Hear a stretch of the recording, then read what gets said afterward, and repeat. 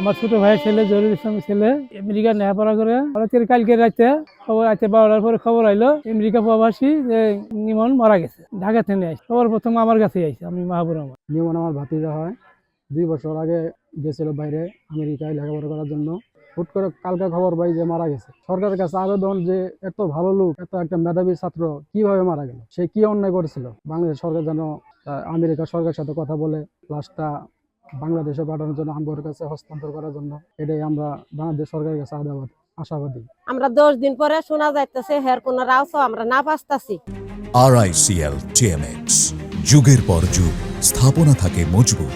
না পাতে 3 দিন জগৎ হয়ে গেছে, তাও হেরে আমরা রাউসাও কোনো কিছু পাইতাছি না। পরশুদিন রাতে শোনা গেছে হেরে 2 টুরকা করা গেছে। অনেক মনের মধ্যে আমাদের কষ্ট বলতে কিছু না, অনেক কষ্ট করে ঢাকা ইউনিভার্সিটি পর্যন্ত লেখাপড়া করাই হেরে বিদেশে গেছে। চাষ পায়ে মাতার মেজরমান ভালো দেহে আমাদের ছেলেটা যে গেছে আসবো, আমরা অনেক আশা করে আছি। সেই ছেলেটারে কালকে বোঝা যাইতেছে যে হেরে 2 টুক করছে। মনের অনেক কষ্ট বলতে কোনো কিছু না। আল্লাহ অনেক কষ্ট দিছে মনের ভিতরে।